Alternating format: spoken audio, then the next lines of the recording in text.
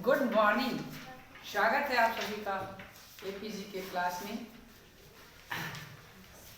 हम लोग मैथ पढ़ने चलते हैं और पढ़ेंगे खूब धुआंधार से, अच्छे तरीके से, इतने अच्छे तरीके से कि बिल्कुल सेव हो जाए दिमाग में। ठीक है, बिल्कुल सेव हो जाए, बिल्कुल ही जैसे भारतवासी हम लोग हैं ना, भारतवासी जो भी काम करो खूब ढंग से करो, है ना।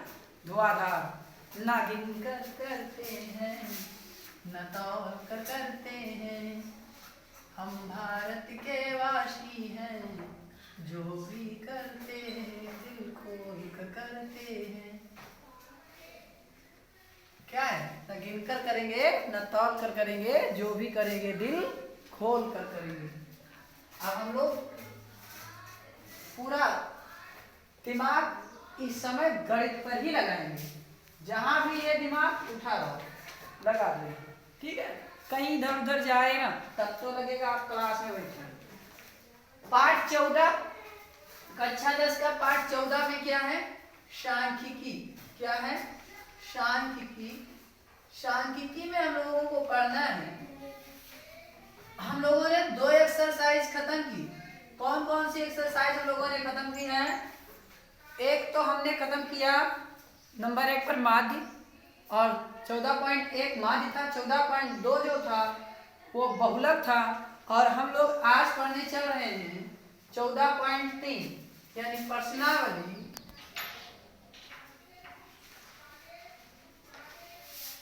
14.3 सांख्यिकी, जो इसमें क्या पूछा गया है, जिसमें माध्यक हमारा मेन टॉपिक जो मुख्य हेडिंग है हम लोगों की वो क्या है, माध्यक। मुख्य हेडिंग हम लोगों की माध्यक। आपने यह हम लोगों का मुख्य हेडिंग माध्यक है। हम लोग आज यहाँ से चर्चा शुरू करेंगे। हम लोगों ने 14.1 में क्या पढ़ा है, हाँ 14.1 में हम लोगों ने क्या पढ़ा है, माध्य पढ़ा। 14.2 में हम लोगों ने क्या पढ़ा, बहुलक पढ़ा। और 14.3 में हम लोग क्या पढ़ रहे चले हैं, माध्यक। क्या पढ़ने चल रहे हैं, माध्यक। माध्यक पढ़ना है। और इसमें जब बहुलक पढ़ रहे थे तो देखे होंगे आप, माध्य और बहुलक दोनों के सवाल एक ही में कंबाइन आते आ रहे थे, नहीं आ रहे थे। माध्य और बहुलक इनके सवाल कंबाइन आए।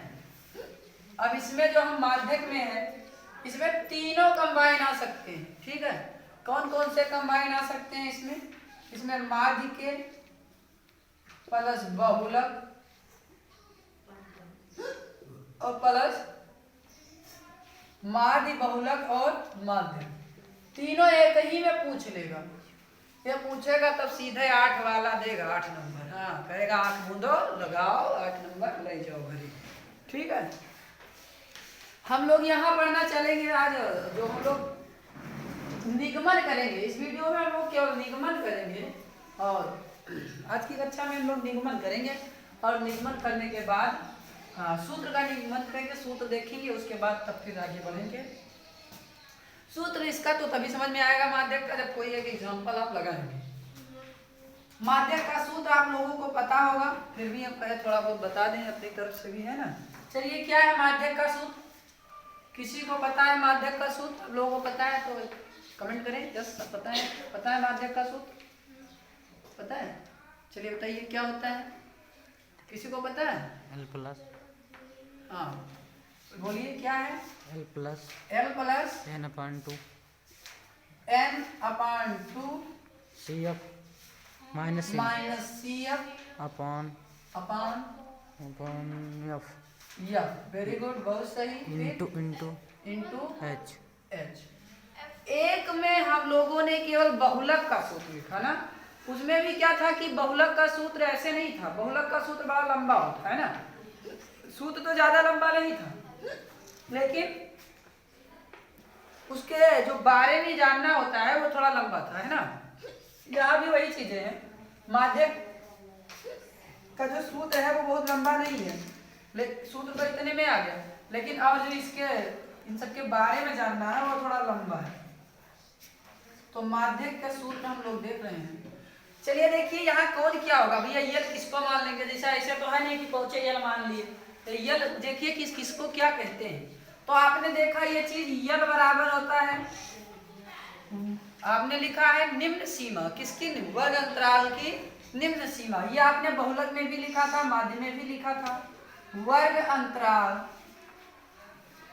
तो वर्ग अंतराल की निम्न सीमा, इसकी जरूरत आपको लगी थी किसमें, निम्न सीमा, इसकी जरूरत आपको लगी थी निम्न सीमा। ये निम्न सीमा है, इसकी 10th में बहुत जरूरत लगती है, ठीक है। लेकिन ये कहाँ, माध्य में लगती है। ये इसके पहले आप लोगों ने पढ़ा था माध्य आधा था, अब माध्यक हो गया, का जुड़ गया। वर्ग अंतराल की निम्न सीमा हो गया यल, वर्ग अंतराल की क्या होगी, निम्न सीमा। दिख रहा है आप लोगों को, देख लीजिए ढंग से।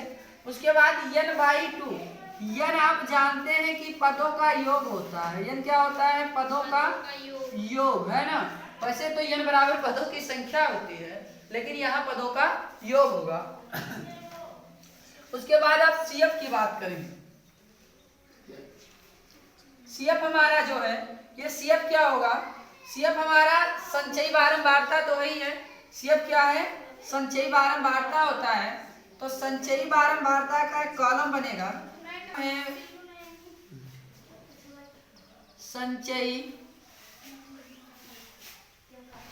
बारंबारता, संचयी बारंबारता, संचयी बारंबारता का जो कॉलम है उसमें क्या है कि संचयी बारंबारता किसे कहेंगे भैया, कहाँ से आएगा संचयी बारंबारता, ये चीज जाननी जरूरी है। तो संचयी बारंबारता को हम यहाँ से ऐसे लिख लें, यहाँ से हटा के यहाँ लिख लें संचयी बारंबारता। CF बराबर होता है संचयी बारंबारता, और संचयी बारंबारता जो है हमारा CF, वो CF जो हमारा संचयी बारंबारता CF है, ये CF हमारा बहुलक वर्ग के ऊपर का होता है, ठीक है, यानी वर्ग अंतराल के ऊपर का मान होता है। यानी जो हमारा ये CF होगा, यहाँ हम देख ले रहे हैं CF, संचयी बारंबारता में जो CF होगा, ये हमारा क्या होगा, वर्ग अंतराल के, वर्ग अंतराल के ठीक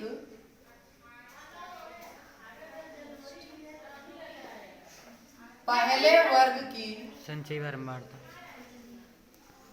संचयी बारंबारता, संचयी बारंबारता। तब और कहा को कोई दिक्कत थोड़ी ना है, सब पता है। क्या बहुलक वर्ग की है, बहुलक वर्ग अंतराल के ठीक पहले वर्ग की संचयी बारंबारता। तो जो वर्ग अंतराल होगा उसके ठीक पहले वर्ग जो आएगा उसे क्या कहेंगे, संचयी बारंबारता CF। अच्छा बच क्या रहा है, ये हो गया यच।